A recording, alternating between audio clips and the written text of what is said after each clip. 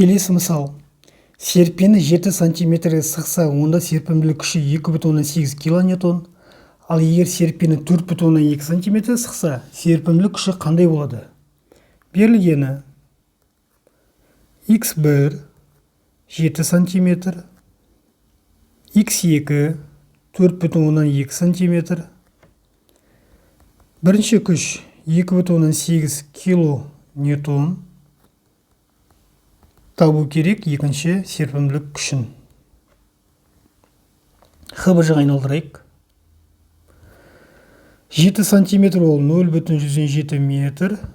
4,2 сантиметр 100-ге бөлеміз 0,42 метр. Талдау. Бізде серпімділік күші К1 көбейту x1, екінші күш К2 көбейту x2. Бізде бір серппе болғандықтан К1 мен К2 тең. Шешуі. Осы екі формуланы бір-біріне бөлейік.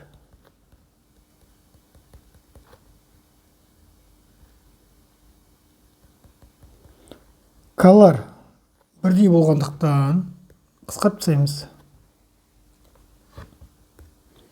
Сонда бізде F2 ол F1 бөлу мына жаққа көбейту болып барады. X2 бөлінген X1. Енді сандық мәндерін қояйық. 2,8 килоньютон, ХБЖ-да ол 2800 ньютон. 2800 ньютон. X2 деген 0,42, мынау 107 X1. Есептейміз. Сонда бізде 1680 ньютон болады. Жауабы 1680 ньютон.